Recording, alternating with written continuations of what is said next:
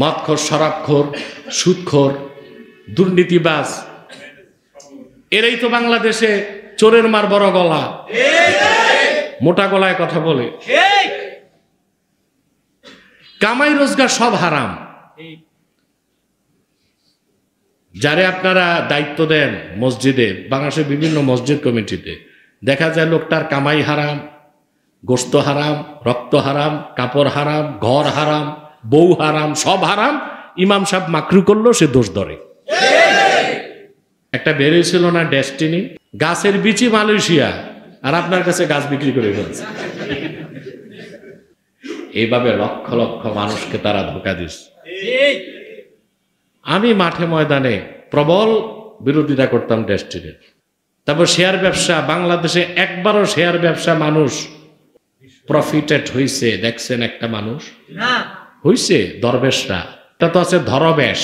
রাজনীতির ময়দানে একজন ধরবেশ আছে, দরবেশ না।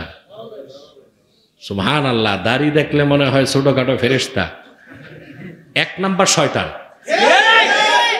ওর কাজই হচ্ছে শেয়ার ব্যবসার নামে মারওয়ারিদের কাছে বাংলাদেশের সম্পত্তি তুলে দেওয়া। বাংলাদেশকে যারা মাফিয়া স্টেট বানাতে চায় তাদের অন্যতম একটা কালপিট হচ্ছে দরবেশ। কত হাজার কোটি টাকা এই দেশ থেকে শেয়ার ব্যবসা কেলেঙ্কারের মাধ্যমে পাচার করছে, তার হিসাব যদি বাঙালি জানতেন তা আপনাদের মাস্টার স্ট্রোক করবে। কত লক্ষ কোটি টাকা বাংলাদেশ থেকে চলে গেছে, এটা আপনি চিন্তাও করতে পারবেন না।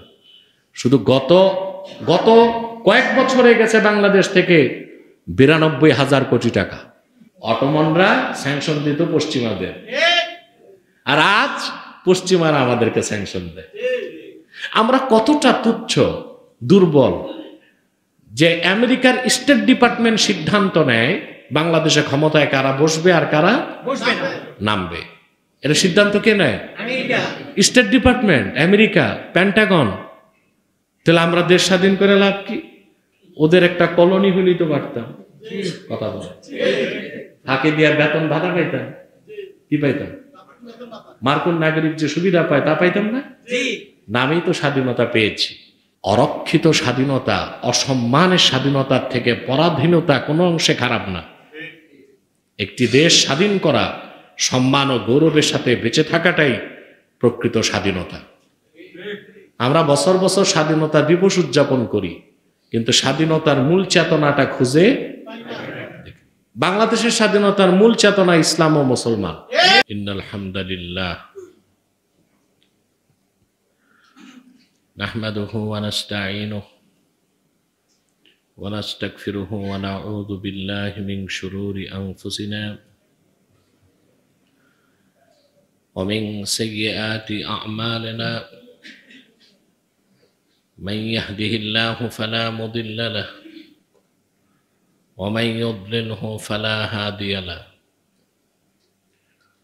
ওয়া নাশহাদু আন লা ইলাহা ইল্লাল্লাহু ওয়াহদাহু লা শারীকা লাহু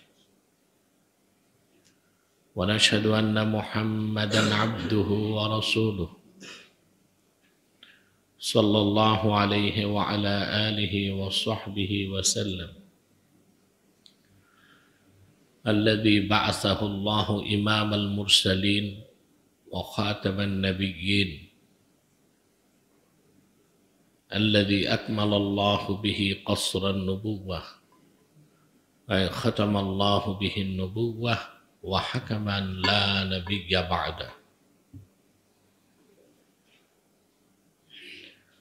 وأعلن في القرآن بالبرهان أن محمدا صلى الله عليه وسلم خاتم النبيين والمرسلين قبل 1500 سنة أما بعد فأعوذ بالله من الشيطان الرجيم بسم الله الرحمن الرحيم قال رب اشرح لي صدري ويسر لي أمري واحلل عقدة من لساني يفقه قولي وبه قال حدثنا أبو نعيم حدثنا زكريا عن عامر قال سمعت النعمان بن بشير يقول سمعت رسول الله صلى الله عليه وسلم يقول الحلال بين والحرام بين وبينهما مشبهات لا يعلمها كثير من الناس فمن اتقى المشبهات استبرأ لدينه وعرضه ومن وقع في الشبهات كراء يرعى حول الحمى يوشك أن يعاقيه ألا وإن لكل ملك حمى ألا إن حمى الله في أرضه محارمه ألا وإن في الجسد مضغة إذا صلحت صلح الجسد كله وإذا فسدت فسد الجسد كله ألا وهي القلب صدق الله العظيم وصدق رسوله النبي الكريم ونحن على ذلك من الشاهدين والشاكرين والحمد لله رب العالمين সম্মানিত সুধী আল্লাহ সুবহানাহু ওয়া তাআলা কোরআন কারীম সূরা তাহাতে হযরত মূসা আলাইহিস সালাতু ওয়াস সালামের প্রসঙ্গে আল্লাহ তাআলা তার হাবিব মুহাম্মদ সাল্লাল্লাহু আলাইহি ওয়াসাল্লামের কাছে অবতীর্ণ কোরআনে হযরত মূসার একটি প্রসঙ্গ তুলে ধরেছেন। আল্লাহ তাআলা মূসা নবীকে প্রেরণ করেছিলেন এই পৃথিবীর দুর্দণ্ড প্রতাপশালী স্বৈরাচারী ডিক্টেটর ফিরআউনের কাছে। ইতিহাস সাক্ষ্য দেয় ফিরআউনের রাজত্ব তার ভূখণ্ডের সীমানা ছিল 9.5 লক্ষ বর্গ মাইল। তার নিয়মিত ঘোড়সওয়ার বাহিনী ছিল 80,000, লক্ষ লক্ষ সৈন্য ছিল। বিজ্ঞান প্রযুক্তিতেও তারা এগিয়ে ছিল। বিজ্ঞান প্রযুক্তিতে তারা অনেক অংশে আমাদের চেয়ে এগিয়ে ছিল, তা প্রমাণ দেয় পিরামিড। বর্তমান বিজ্ঞানীগণ হতবাক হয়ে গেছে, পিরামিডে যে পাথরখণ্ড ব্যবহার করা হয়েছে এত শক্তিশালী, ওজনদার এক একটা পাথর এত চূড়াতে বসানো হয়েছে যা বহন করার মতো কোনো ক্রেন এখনো পৃথিবীতে তৈরি হয় নাই। কথা বুঝতে পেরেছেন? তো বর্তমানে যে ক্রেন আবিষ্কার হয়েছে, খুব শক্তিশালী ক্রেনগুলো 10,000 কেজি, 30,000 কেজি, 50,000 কেজি বহন করতে পারে। পিরামিডে দেখা যায় এমন খণ্ড আছে যা 70,000 কেজির বেশি ওজন। এখন এটা কি করে সেই আজকে না 4,000 বছর আগে প্রায়, ঐতিহাসিকদের মতে ওই যুগটাকে বলা হয় প্রস্তর যুগ, আদিম যুগ, বিভিন্ন নাম টাম দিয়েছে তারা। তখন কিভাবে তারা এটা করলো প্রশ্ন আসে না? তাহলে সেই যুগের মানুষ কিছুই জানতো না, বিজ্ঞান প্রযুক্তি চিনত না, তা বলার কোনো সুযোগ নাই। কেউ কেউ বলে থাকে যে এলিয়নরা এসে পিরামিড করে দিচ্ছে, এটা অনেকে বলে। এলিয়ন হচ্ছে ভিন গ্রহবাসী। কোরআন সুন্নাহ মোতাবেক পৃথিবী ছাড়া অন্য ভূখণ্ডে মানুষ থাকতে পারে, এই ধারণাটা মানুষ ইসলাম থেকে প্রথম পেয়েছে। যদিও বা 1,500 বছর পরে এসে পশ্চিমা বিজ্ঞানীরা এলিয়নের অস্তিত্বের কথা স্বীকার করছে। কথা বুঝতে পেরেছেন? এবং এলিয়ানরা যে আকাশযান ব্যবহার করে, যেটা অনেকটা শ্মশান, আপনারা দেখেছেন, কাল্পনিক এটা, কিন্তু এলিয়ন আছে এবং তাদের চলার জন্য বাহনও থাকতে পারে। মার্কিন যুক্তরাষ্ট্রে একটা এলাকা আছে খুব রেস্ট্রিক্টেড, এরিয়া 51। এরিয়া, এটা তাদের অঙ্গরাজ্য আছে নেভাদা, ওখানে লাস ভেগাসের কাছে বিশাল একটা এলাকা নিয়ে তারা রেস্ট্রিক্টেড করে দিয়েছে। যখন তখন আমেরিকার প্রেসিডেন্টও এরিয়া 51-এ ঢুকতে পারবে না। ওই দেশের সেনাবাহিনী কর্তৃক নিয়ন্ত্রিত, এবং ওই এরিয়া 51-এর উপর দিয়ে কোনো আকাশযান, হেলিকপ্টার কিছু যেতে পারে না। গোপন গবেষণাগুলো ওরা ওখানে করে। অনেক বিজ্ঞানীর মতে এরিয়া 51-এ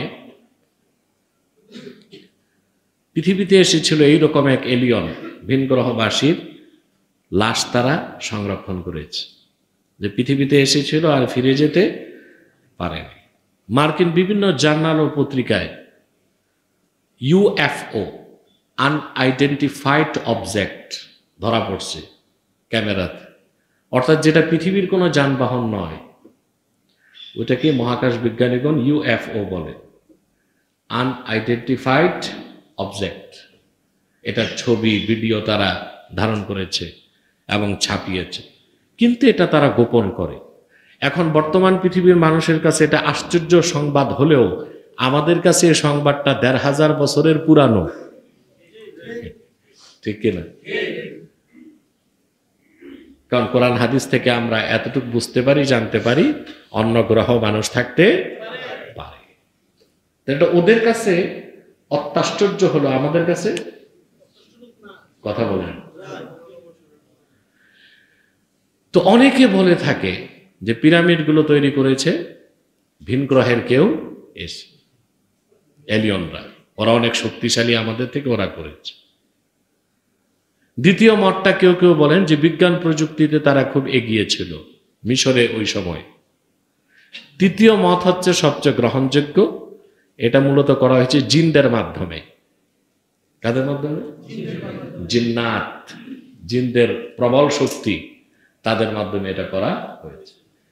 এক কথায় ফেরাউন, তার লোকজন, তার রাজত্ব, এগুলোকে আপনি গণার বাইরে রাখবেন এই সুযোগ, এটা বোঝানোর উদ্দেশ্য। তার ভূখণ্ড ছিল ৯.৫ লক্ষ বর্গ মাইল। তার রাজত্বের মধ্যে প্রকৌশলী বিজ্ঞানী ছিল, যার প্রমাণ পাওয়া যায় পিরামিড।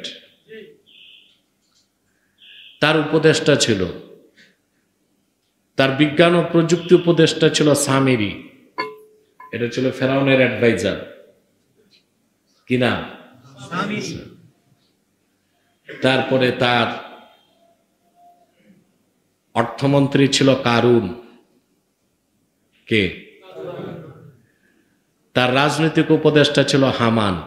এখন আছে না পলিটিক্যাল অ্যাডভাইজার, রাজনৈতিক উপদেষ্টা? ফেরাউনের রাজনৈতিক উপদেষ্টা কে ছিল? হামান। প্রবল শক্তি, ক্ষমতা তার। আর তার বিরুদ্ধে আল্লাহ পাঠাইলেন মুসা আলাইহিস সালামকে, যার কাছে কিচ্ছু নাই। হ্যাঁ, যার কাছে। তখন মুসা আলাইহিস সালাম ভাবছেন যে চরম প্রতাপশালী এই শয়তানটারে শায়েস্তা করব কি দিয়া, আমার তো লোক বল নাই। ফেরাউনের পেশি শক্তি, তার মাসাল পাওয়ার, তার মানি পাওয়ার, তার জনবল, তার অস্ত্র মোকাবেলা করতে মুসা নবী আল্লাহর কাছে একটা শক্তি চাইছেন, রাব্বিশ রাহলি সাদরি। আল্লাহ, তুমি আমার বক্ষকে উন্মোচন করে দাও। এটা হচ্ছে সিনার শক্তি। কিসের শক্তি? সিনার শক্তি, আত্মিক শক্তি, যেটা ঈমান এনে দেয়। আর মুমিনের সেই আত্মিক শক্তির মোকাবেলা করার ক্ষমতা পৃথিবীর কোন অপশক্তির নেই। সুবহানাল্লাহ, সুবহানাল্লাহ। মুমিনের পাওয়ার হচ্ছে সিনায়। কোথায়? সিনায়। ওই সিনাতে মূল হচ্ছে কলব, অন্তর। সে কথা বলার জন্যই কোরআন শরীফের আয়াতের ব্যাখ্যা হিসেবে সহিহ বুখারী থেকে কিতাবুল ঈমান থেকে 52 নম্বর হাদিসটি আমি আপনাদেরকে শুনিয়েছি। আল্লাহর হাবিব সাল্লাল্লাহু আলাইহি ওয়াসাল্লাম ইরশাদ করেছেন, নু'মান ইবনে বাশীর রাদিয়াল্লাহু তাআলা আনহু তিনি বলেন, আমি নিজের দুই কানে শুনেছি আল্লাহর হাবিব মুহাম্মদ সাল্লাল্লাহু আলাইহি ওয়াসাল্লাম ইরশাদ করেছেন, আল হালালু বাইয়িন ওয়াল হারামু বাইয়িন। হালাল বিষয়গুলো সুস্পষ্ট, হারাম বিষয়গুলো সুস্পষ্ট। অর্থাৎ যে জীবনও মাদ্রাসায় পড়ে নাই, এক ওয়াক্ত নামাজ পড়ে না, ও জানে কোনটা হালাল কোনটা হারাম। সুবহানাল্লাহ। এটা হচ্ছে ইসলামের একটা, ইসলাম যে আল্লাহ কর্তৃক স্বীকৃত মনোনীত জীবন বিধান, তার অন্যতম একটা প্রমাণ এটা যে ইসলামের সমস্ত বিষয়গুলো সমস্ত মানুষের জানা আছে।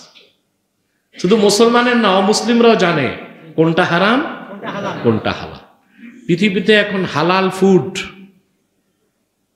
এটা বেড়ে গেছে। প্রতি বছর হালাল ব্যাংকিং, হালাল ব্যবসা, হালাল লেনদেনের পরিমাণ $4 ট্রিলিয়ন পার হয়। কত? এটা আপনি চিন্তা করতে পারবেন না কত টাকা। 1000 বিলিয়নে 1 ট্রিলিয়ন, $4 ট্রিলিয়ন পার হয় হালাল ব্যাংকিং, হালাল ব্যবসা। ওগুলো করতেছে কারা? অমুসলিমরা, ব্যবসা টিকানোর জন্য। কারণ মুসলমান তো খাবার আগে দেখে হালাল না হারাম, ঠিক কিনা? পৃথিবীর অধিকাংশ এয়ারলাইন্স হারাম খাদ্য বাদ দিছে শুধু মুসলিম প্যাসেঞ্জার গুলোকে পাওয়ার জন্য। কথা বলে, কোনটা হালাল কোনটা হারাম এটা মুসলমান জানে না, অমুসলিমরাও জানে। সুবহানাল্লাহ। ইসলাম আল্লাহ কর্তৃক স্বীকৃত, আল্লাহ কর্তৃক প্রেরিত পূর্ণাঙ্গ, চূড়ান্ত, সর্বশ্রেষ্ঠ, সর্বশেষ জীবন বিধান, যা আল্লাহ 1000 বছর আগে তার হাবিব মুহাম্মদ সাল্লাল্লাহু আলাইহি ওয়াসাল্লামের মাধ্যমে পাঠিয়েছেন। তার অন্যতম জলজ্জান্ত নিদর্শন এটা যে ইসলামে যা কিছু হালাল করা হয়েছে, যা কিছু হারাম করা হয়েছে, এটি স্পষ্ট। এটা ওয়াজ করে বোঝানোর দরকার নেই। সুবহানাল্লাহ। এই মিয়া সাহেব ঘুমান কেন? ঘুমাইলে উপরে যান, আমার সামনে বসে ঘুমাবেন নাই। যাদের এই সব রোগ টোগ আছে, ঘুম টুমের, এরা নিচে বসবেন না, উপরে যাবেন। এটা তো স্নায়বিক দুর্বলতা, এটা ঘুমেরটা কথা। এটা কি? স্নায়বিক দুর্বলতা, এটা অসুস্থতা, একটা রোগ। এটার জন্য হালুয়া, ঘি, মধু, কমসে কম সালসা খাওয়া দরকার।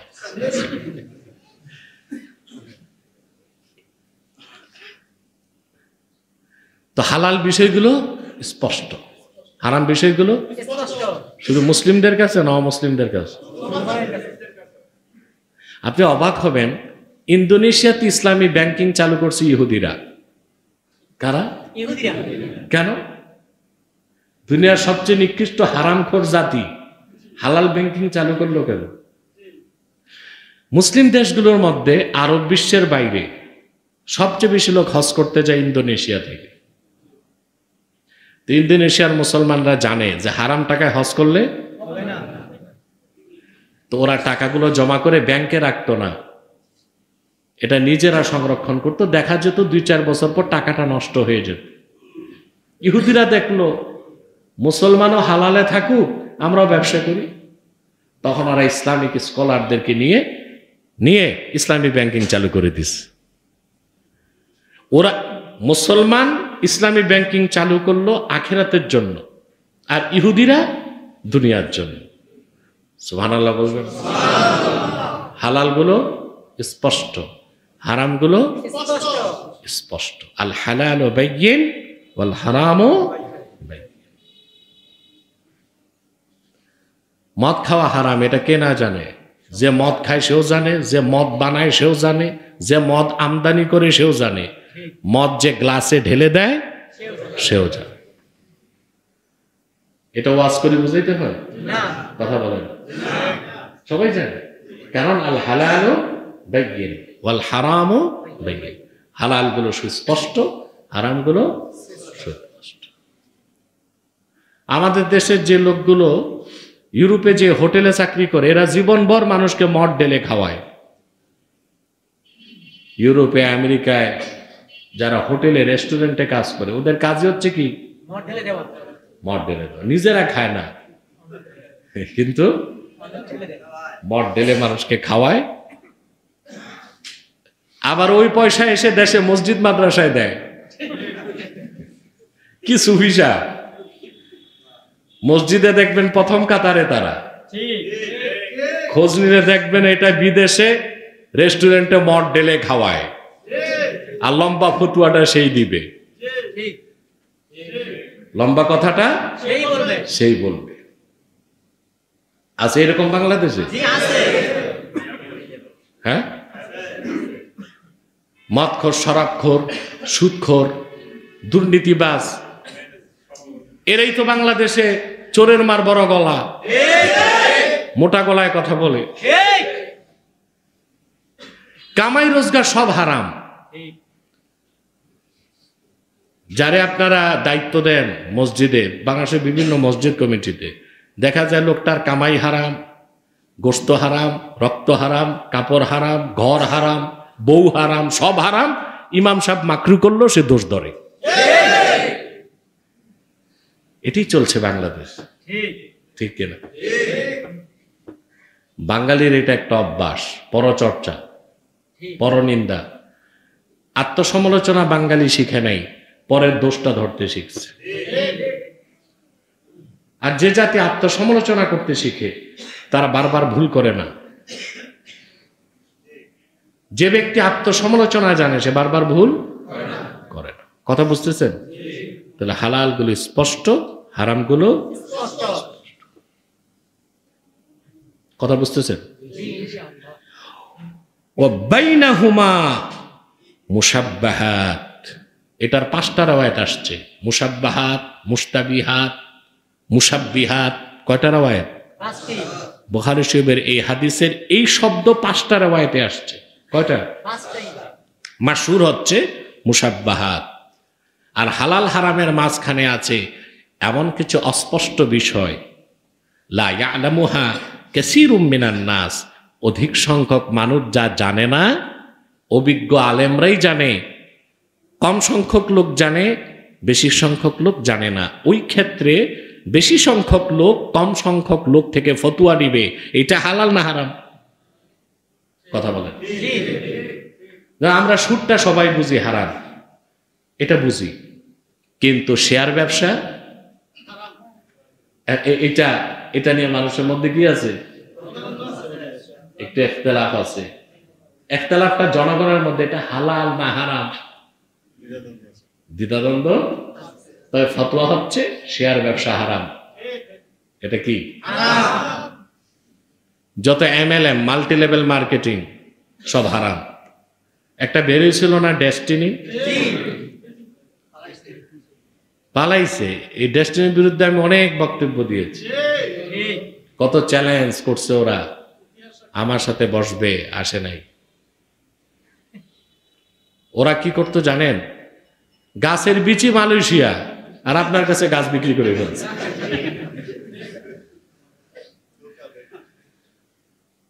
আপনি কেনা বেচা হয়ে গেছে, 500 গাছের মালিক, খোঁজ নিয়ে দেখছেন বিচি এখনো মালয়েশিয়া আছে, বাংলাদেশে আসে নাই। এইভাবে লক্ষ লক্ষ মানুষকে তারা ধোঁকা দিচ্ছে। আমি মাঠে ময়দানে প্রবল বিরোধিতা করতাম ডেস্টিনির। তারপর শেয়ার ব্যবসা, বাংলাদেশে একবারও শেয়ার ব্যবসা মানুষ প্রফিটেড হইছে দেখছেন একটা মানুষ? হইছে দরবেশরা। কারা?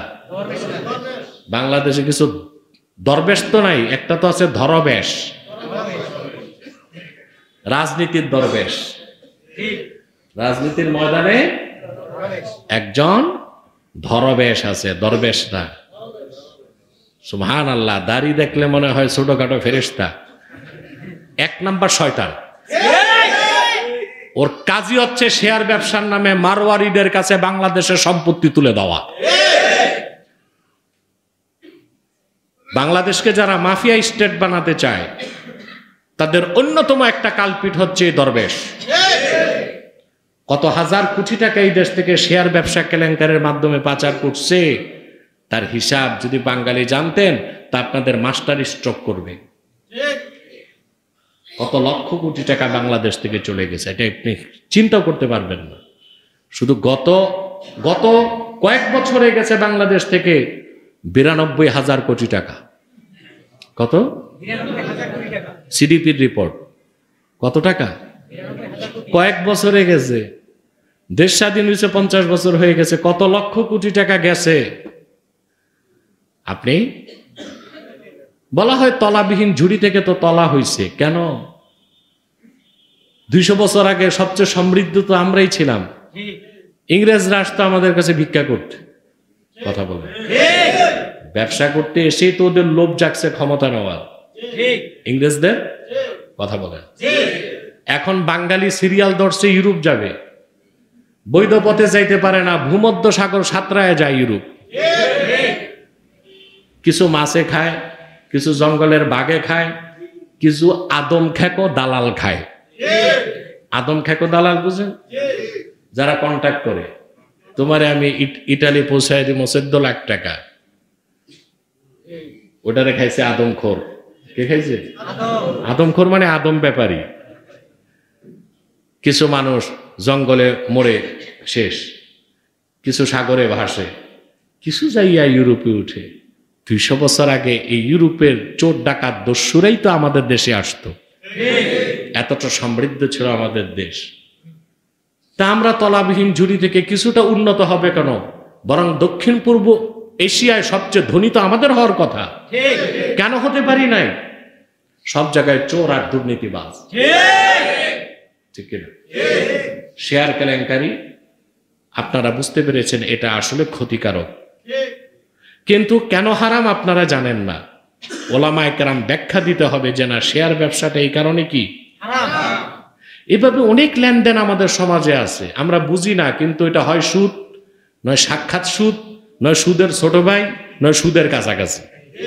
কথা বলেন এতটা জালের মতো বিস্তার লাভ করছে যে অনেক আলেমরাও বুঝে না যে হারাম খাচ্ছে। মুসলমানদের বেইজ্জতি, অসম্মান ও বিপর্যয়ের এটা অন্যতম কারণ। আবু দাউদ শরীফের হাদিস 3262 নম্বর হাদিস, আল্লাহর হাবিব সাল্লাল্লাহু আলাইহি ওয়াসাল্লাম ইরশাদ করেছেন, ইদা তাবায়াতুম বিল আইনা ওয়া আখাযতুম আযনাবাল বাকর ওয়া রাদিতুম বিয-যার'i ওয়া তারাকতুমুল জিহাদ সাল্লাল্লাহু আলাইকুম যুল্লান লা ইয়ানজাউহু হাত্তা তারজিউ ইলা দীনিকুম। আল্লাহর হাবিব সাল্লাল্লাহু আলাইহি ওয়াসাল্লাম বলেছেন, 1000 বছর আগে সাহাবায়ে কেরামকে সাবধান করেছেন, ইদা তাবায়াতুম বিল আইনা, অর্থাৎ তোমরা যখন লেনদেন ব্যবসা বাণিজ্যে সরাসরি হারামে জড়িত হবা না, কিন্তু বাহানা করে হিলার মাধ্যমে হারাম লেনদেন ব্যবসা করবা, যেটা পুরোপুরি সুদ না, বাহানা করে সুদ খাওয়া, এটাকে বলা হয় কি? ইনা। কি বলা হয়? ইনা। আর গরুর লেজকে আঁকড়ায় ধরবা। কৃষিকাজ, দুনিয়ার পার্থিব কামাই রোজগারে সন্তুষ্ট থাকবা, জিহাদকে বাদ দিবা। সাল্লাল্লাহু আলাইকুম যুল্লা, এটা দুইটা এরাব, যুল্লান জিল্লান। আবু দাউদ শরীফের সরা আউনুল মাহবুদ, বাজলুল মাজহুদের 2 রকমের এরাবি দেয়া আছে। আল্লাহ তোমাদের উপর বেইজ্জতকে, অবমাননাকে নির্ধারণ করে দিবেন। বেইজ্জত আর অবমাননা থেকে ততক্ষণ তোমরা মুক্তি পাবে না যতক্ষণ না তোমরা দ্বীনের পথে ফিরে আসবা। হাত্তা তারজিউ ইলা দীনিকুম। সুবহানাল্লাহ। আমাদের মুসলিম বিশ্বের সমস্যার সমাধান করতে আমরা কোরআন সুন্নাহ বাদ দিয়া মন গড়া মতবাদগুলো নিছি, ঠিক না? কথা বলেন। আজকে আমেরিকা স্যাংশন দেয় যে কোনো দেশকে মন চাইলে, হ্যাঁ? আর 1600 শতাব্দী থেকে 1750 সাল পর্যন্ত তুরস্ক পৃথিবীর বিভিন্ন দেশকে স্যাংশন দিত। আমেরিকাকে সমুদ্রপথে স্যাংশন দিয়ে রেখেছিল তুরস্ক, যখন তুরস্ক ছিল ওসমানীদের হাতে।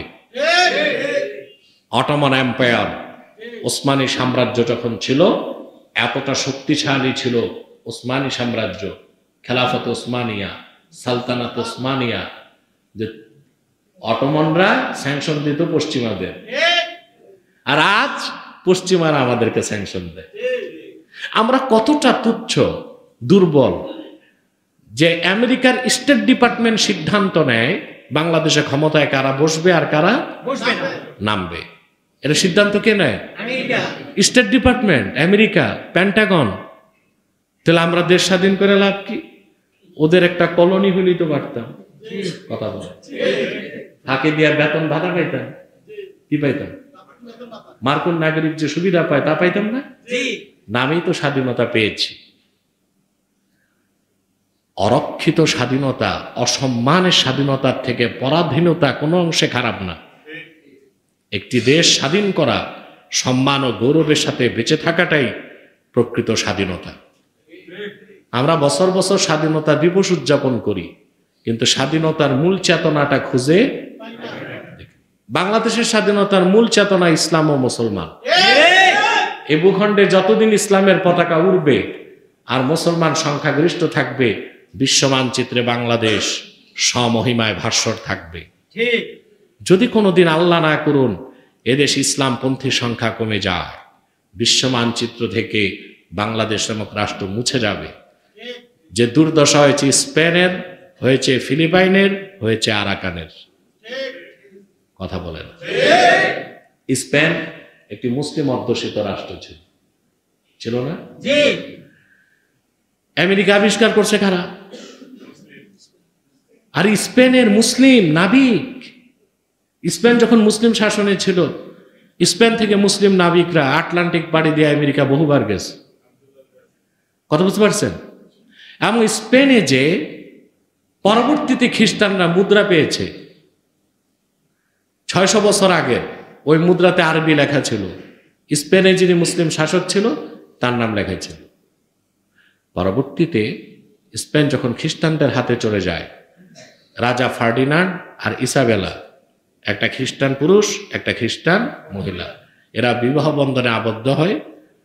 ব্রিটিশ থেকে কিছু নাবিক স্পেন যে মুসলিমদের রোড ম্যাপ নিয়ে, মুসলিম নাবিকদের সহায়তা নিয়ে আমেরিকা আবিষ্কার করছে, যা পরবর্তীতে নৃতাত্ত্বিক বিজ্ঞান আবিষ্কার করেছে যে খ্রিস্টানরা মুসলিম আমেরিকার ভূখণ্ডে যাওয়ার বহু আগে মুসলিমরা গিয়েছিল বলেই তো আমেরিকাতে আরবি অক্ষর খচিত মুসলিম শাসকদের মুদ্রা পাওয়া গেছে। কথা বল, এগুলো পাবেন বাংলাদেশের ইতিহাসে? ইতিহাসে কি পাবেন? আপনাদের পড়াবে সিন্ধু সভ্যতা, হরপ্পা সভ্যতা, মিশরীয় সভ্যতা, রোমান সভ্যতা। ওই সভ্যতার সবটাই পৌত্তলিকতা, মূর্তি পূজা। অর্থাৎ সিন্ধু সভ্যতার লোকজন কোন কোন মূর্তির পূজা করত? কথা বলেন। মিশরীয় ফারাওরা কোন কোন মূর্তিকে দেবদেবী মানত? এগুলো ইতিহাসে পড়ানো হচ্ছে মিশরীয় সভ্যতার নামে, রোমান সভ্যতার নামে, সিন্ধু সভ্যতার নামে। কিন্তু সারা দুনিয়ার মানুষকে মনুষ্যত্ব শিখালো যে আরবের মুসলিমরা সে আরবের সভ্যতার কথা আমাদের ইতিহাস বইতে জায়গা পায়নি। ঠিক? প্রিয় মুসলমান ভাইরা, তাহলে স্পেন যেভাবে হারিয়ে গেছে মুসলিমদের হাত থেকে, ফিলিপাইন মুসলিমদের হাত থেকে হারিয়ে গেছে, নাকের ডগায় আরাকান, এটা একটা স্বাধীন মুসলিম রাষ্ট্র ছিল, এটা এখন বৌদ্ধদের হাতে। রোহিঙ্গারা বাড়িঘর ছেড়ে বাংলাদেশে এসে আশ্রয় নিছে, এটা এক সময় ছিল মুসলিমদের স্বাধীন রাষ্ট্র। কথা বলেন। তো যদি আপনারা অসচেতন থাকেন, দিনের পথে ফিরে না আসেন, হাতে গণবেন 3 লক্ষ মসজিদ, 10,000 মাদ্রাসা, 1,98,000 পীর, লক্ষ লক্ষ মুরিদ, হাজার হাজার মাহফিল, একদিন ঘুম থেকে উঠে দেখবেন দেশ নাই। কথা বলেন। উঠে দেখবেন দেশ আর নাই। সেজন্য বলি, আমাদের ইহকালীন কল্যাণ, পরকালীন মুক্তির জন্য এবং সম্মান ও মর্যাদার সাথে স্বাধীন রাষ্ট্রের নাগরিক হিসেবে বেঁচে থাকতে হলে দিন থেকেই সমাধান নিতে হবে। ঠিক কিনা?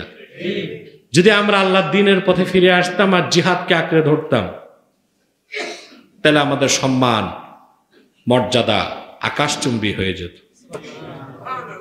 আমরা তা করি নাই। আমরা একদল আরেক দলকে দোষারোপ করি আর নালিশ করি পশ্চিমাদের কাছে, নালিশ করি। আর পশ্চিমাদের কাছে বিচার দিলে ওরা তো কাফের মুশরিক বেঈমান, ওরা মুসলমানের কল্যাণে কিছু করবে না, ওরা তো বড় জোর বানরের ভূমিকা পালন করবে। দুই ইঁদুর মিলে একটা ব্রেড পাউরুটি চুরি করছে, ভাগ করতে নিয়ে গেছে বানর মামার কাছে, বানরকে আসো ভাগ করি। দুই টুকরা করছে, একটা বড় একটা ছোট। কয় না, এটা তো জাস্টিস না ইনজাস্টিস, এটা ন্যায় বিচার করতে হবে। বানর একটু খাইছে, খাই আর একটু কমাইছে। কয় না, এটা ছোট এটা বড় হয়ে গেছে, ওটা আর একটু খাইছে। খাইতে খাইতে সুবিচার করে দিছে বানর, পুরা পাউরুটি গেছে বানরের পেটে। আমরা কোরআন হাদিস থেকে সমাধান না নিয়া পশ্চিমাদের কাছে ধর্ণা দিতে দিতে দিতে দিতে পশ্চিমারা আমাদের দেশ ভাগ বাটোয়ারা করে বানরের ভূমিকায় সুবিচার করে দিবে। কথা বলে রাসূল করিম সাল্লাল্লাহু আলাইহি ওয়াসাল্লাম ইরশাদ করেছেন যে তোমরা যদি সুদ ভিত্তিক লেনদেন করো বা সরাসরি সুদ না, বাহানার মাধ্যমে সুদের লেনদেন করো, ইজা তাবায়াতুম বিল আইনা, তোমরা যদি ব্যবসা বাণিজ্য করো এমন বাহানার মাধ্যমে যে সুস্পষ্ট সুদকে গ্রহণ না করে বাহানার মাধ্যমে গ্রহণ করা। এটার হাদিসে একটা ব্যাখ্যা এসেছে, আল বাইআতুল্লাতী তাতাশাব্বাহু বির রিবা, যেটা পুরোপুরি সুদ না, সুদের মতো। বুঝেন না? জি। গরুর লেজকে আঁকড়ায় ধরো, কৃষিকাজে বেশি খুশি ও সন্তুষ্ট থাকবা, এর মানে হচ্ছে কৃষি ব্যবসা বাণিজ্য উৎপাদন দুনিয়ামুখী হয়ে যাওয়া। ওয়া তারাকতুমুল জিহাদ, জিহাদকে ছেড়ে দেবা। অর্থাৎ মুসলমান যখন ত্যাগ স্বীকার করবে না, ভোগকে নিবে, ভোগবাদী হবে। মুসলিম তো ভোগবাদী না, মুসলিম জাতি হচ্ছে আত্ম উৎসর্গকারী জাতি। ত্যাগ, ত্যাগের মহিমায় মুসলিমগণ তাদের ইতিহাসকে সোনার অলংকারে অলঙ্কৃত করেছে। সুবহানাল্লাহ। তো ত্যাগ, সর্বোচ্চ ত্যাগ হচ্ছে জিহাদের ময়দানে। কোথায়? জিহাদের ময়দানে। আর জিহাদ ছেড়ে দেওয়ার মানে ভোগ। কি? সাল্লাল্লাহু আলাইকুম যুল্লান, আল্লাহ তাআলা তোমাদের উপর জিল্লাতকে নিপতিত করবেন, জিল্লাতকে মুসাল্লাত করবেন তোমাদের উপর। ইজ্জত আর দিবেন না তোমাদেরকে, বিজয় তোমাদের হবে না, সম্মান তোমাদের থাকবে না। হাত্তা তারজিউ ইলা দীনিকুম, যতক্ষণ না তোমরা আবার পরিপূর্ণভাবে দ্বীনের পথে ফিরে না আসবা। তা আমাদের সমাধান তা আমরাই করতে পারি যদি দ্বীনের পথে ফিরে আসি। পরিবর্তনের জন্য দ্বীনের বাইরে কোনো চিন্তা করা যাবে না। এই ক্ষেত্রে একটা থিসিস আছে, এটা নাম হচ্ছে মানহাজুস সালাফি ফিত তাগায়্যুর, পরিবর্তনের ক্ষেত্রে পূর্ববর্তীদের চিন্তা। কাদের চিন্তা? পূর্ববর্তীদের। আমাদের সমাজ পরিবর্তনের দরকার আছে না? আছে। রাজনৈতিক অঙ্গন পরিবর্তনের দরকার আছে না? আছে। অর্থনৈতিক অঙ্গন পরিবর্তনের দরকার আছে না? আছে। সাংস্কৃতিক অঙ্গন পরিবর্তনের দরকার আছে না? আছে। এই চিন্তাটা গ্রহণ করব আমরা বিজাতির কাছ থেকে না পূর্ববর্তীদের কাছ থেকে? সাহাবায়ে কেরাম, তাবেঈন, তাবুত তাবেঈন, আইম্মায়ে কেরাম, তারা যে নীতি নির্ধারণ করে গেছেন ওইটাই মানহাজ সালাফি। পরিবর্তনের ক্ষেত্রে সেটাই গ্রহণ করতে হবে। এর বাইরে কিছু চিন্তা করলে সফলতা কোনোদিনও আসবে না। কথা বুঝতেছেন? জি। যেমন অর্ধেক পৃথিবী, 3টা মহাদেশ রাজত্ব করছে ওসমানীগণ। কটা মহাদেশ? 600 বছর। Asia, Africa, Europe. বুঝলেন? প্রথম বিশ্বযুদ্ধে পরাজয়ের পর 1917 সালের দিকেই খেলাফতে ওসমানিয়ার অবসান শুরু হয়। নেতৃত্বে আসে কামাল পাশা। কে? কামাল পাশা। সে এসে 1922 সালে জিএনএ, গ্র্যান্ড ন্যাশনাল অ্যাসেম্বলি, এটা করে তুরস্কে আইনকে গ্রহণ করলো যে তুরস্কে আর কোনোদিন ইসলামী হুকুমত কায়েম হবে না। নাউজুবিল্লাহ বলবেন। তুরস্ক হবে একটি সেকুলার রাষ্ট্র, ধর্মনিরপেক্ষ রাষ্ট্র। মসজিদ বন্ধ করে দিল, আজান বন্ধ করে দিল, মাদ্রাসা বন্ধ করে দিল, দাড়িগুলো মানুষের কেটে দিল, বোরখা কেড়ে নিল। ইউরোপ আমেরিকার শয়তানরাও বগল দাবাতে লাগলো, বাজাতে লাগলো, বাহ তোমরা তো ইসলাম বিরোধিতায় আমাদের চেয়ে এগিয়ে গেছো। হ্যাঁ, খেলাফত উসমানী অবসানের চূড়ান্ত রূপ হলো 1922 সালে। 10 বছর পর 1932 সালে জামালউদ্দিন আফগানি তিনি মুসলমানদের সমাধানের জন্য নতুন মতবাদ আনেন, প্যান ইসলামিজম। কি? খেলাফতের বিপরীত। আরো অনেক মুসলিম দার্শনিক আনলো ডেমোক্রেসি, ইসলামী গণতন্ত্র। তা আমার কথা, খেলাফত অবসানের পর 10 বছর পরই আপনারা খেলাফত আর কোনোদিন পৃথিবীতে হবে না এই চিন্তা মাথায় আনলেন কেন? তা বোঝা যায় পশ্চিমাদের প্রেসক্রিপশন নিছেন। ঠিকটা তুমি আর ঠিক মতো করতে পারবে না। চেষ্টা করবে না আগে যাবার খেলাফত কায়েম করা যায় কিনা, কথা বলেন। মাত্র 10 বছর পর জামালউদ্দিন আফগানি এবং অন্যান্য ইসলামী দার্শনিকরা গ্রহণ করলো কি? ডেমোক্রেসি। কেউ প্যান ইসলামিজম, কেউ ডেমোক্রেসি, কেউ বললো না ইসলামী গণতন্ত্র। বাহ, গণতন্ত্র আবার ইসলামী হয় কেমন করে? মত বানায় উপরে নাম লিখে দিলেন ইসলামী মত, হয়ে যাবে ইসলামী মত। ডেমোক্রেসি পুরাটাই শিরকি একটা মতবাদ, হারাম একটা মতবাদ। বিশেষ প্রয়োজনে আমরা হারাম জেনে কেউ যদি করে, উম্মাহের কল্যাণে খেলাফত কায়েমের আগ পর্যন্ত আমরা ওটাকে ক্ষুধার সময় জীবন বাঁচাতে মৃত প্রাণীর গোশত খাওয়ার মতো মনে করি, কিন্তু সেটাকে আদর্শ গ্রহণ করা যাবে না। কেউ বের করলো প্যান ইসলামিজম, কেউ বের করলো ইসলামী গণতন্ত্র, সফল হয়েছে না? হয় নাই। কিন্তু যে গোষ্ঠীটি পরিবর্তনের ক্ষেত্রে মানহাজ সালাফি পূর্ববর্তীদের নীতি গ্রহণ করছে, অর্থাৎ ইনসাফের তরবারিকে হাতে নিয়ে জিহাদের ময়দানে নেমেছে, তারাই তো বিজাতিদেরকে পরাজিত করে বিজয় মালা গলায় পরিধান করতে পারছে। পারে নাই? কত উদাহরণ দিব। দেখেন আফগানিস্তানে, দেখেন হামাস। পৃথিবীতে যাদের কোনো রাষ্ট্র নাই তারা হামাস। আর পৃথিবীর সবচেয়ে সন্ত্রাসী দেশ ইসরায়েল। 70 বছর শুধু হামাসের মুসলমান, আগে ছিল ইয়াসির আরাফাত। এই বেটা 70 বছর দৌড়াইছে জাতিসংঘে, দেশটা স্বাধীন করে দেন, কথা বলেন। তারপর আসছে মাহমুদ আব্বাস, ঠিক না? এরাও শুধু নালিশ কার কাছে? জাতিসংঘের মহাসচিবের কাছে। গতকাল 10 জন মেরে ফেলছে ইসরায়েল, ফিলিস্তিনি মুসলমান। হ্যাঁ দেখতেছি, ওয়েট এন্ড সি।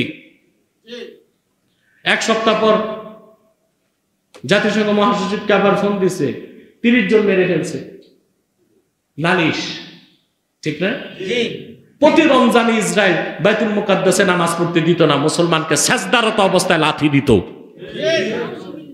ফিলিস্তিনি মুসলিম যুবকদেরকে বায়োনেট দিয়ে তাদের সিনাকে ঝাঁঝরা করে দিত। বাইতুল মুকাদ্দাসে মুসলমানদেরকে একত্রিত হতে দিত না। তখন একটি গোষ্ঠী ইনসাফের তরবারি হাতে নিল। ইয়াসিন রামতেসি, যাকে বম্বিং করে ইসরায়েল শহীদ করেছিল, তিনি ফজর নামাজ পড়তে যাচ্ছিলেন, তাকে বম্বিং করে হত্যা করা হয়েছিল। এক ঝাঁক মুমিন মুসলমান সমাধান নিজেদের হাতে তুলে নিল যে ইনসাফের তরবারি দিয়েই আমরা সমাধান করব। তাদেরই পরবর্তী উত্তরসূরি হামাস। গত 7ই অক্টোবর তারা যে হামলা করেছে, 70 বছরে ইসরায়েলের যে 20 দাঁত গজিয়েছিল সেটা ভেঙে দিয়েছে। সম্মান এনে দিল কি? জিহাদ। সুবহানাল্লাহ। দিনের পথে ফিরে আসলে সম্মান এবং মর্যাদা। হাদিসের বাকি অংশটা আপনাদেরকে শোনায় দিচ্ছি। তাহলে হালাল স্পষ্ট, হারামগুলো স্পষ্ট। মাঝখানে রয়েছে কিছু অস্পষ্ট বিষয়, অধিক সংখ্যক লোক তা জানে। ফামান ইত্তাকাল মুশাব্বাহাত ইস্তাবরা লিদীনিহি ওয়া ইরজি। যে ব্যক্তি হারাম তো গ্রহণ করলেই না, বরং সন্দেহযুক্ত বিষয়গুলো থেকেও বেঁচে থাকলো, আল্লাহর হাবিব বলেছেন সে তার ব্যক্তিত্বকে আর তার দিনকে হেফাজত করলো। সুবহানাল্লাহ। ওয়ামান ওয়াকা ফি শুবহাত কারাইন ইয়ারআ হাওলাল হিমা ইউশিকু আন ইউআকিয়া। আর যে ব্যক্তি হারাম গ্রহণ করে না কিন্তু সন্দেহযুক্ত হারাম হইতে পারে যেন ওই কাজগুলোকে গ্রহণ করলো, তার অবস্থাটা হচ্ছে সেই রাখালের মতো যে বর্ডার বা সীমান্ত দিয়ে হাঁটাহাঁটি করে, যে কোনো সময় সে সীমান্ত অতিক্রম করে শত্রুর হাতে ধরা পড়ে যেতে পারে বা অপরাধী হতে পারে। আলা ওয়া ইন্না লিকুল্লি মালিকিন হিমা, সাবধান জেনে রেখো প্রত্যেক শাসকের, প্রত্যেক বাদশার একটা সীমানা আছে।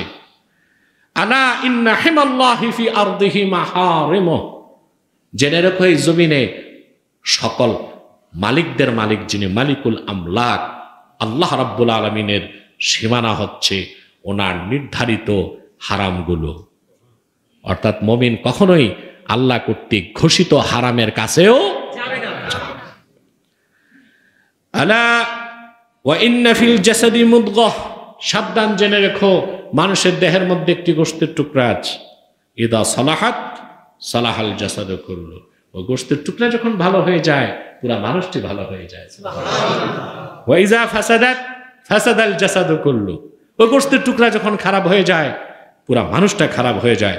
আলা ওয়াহিয়াল কল, সাবধান জেনে রেখো ওই গোশতের টুকরার নাম হচ্ছে কল, অন্তর। ওইটা ঠিক, মানুষ ঠিক।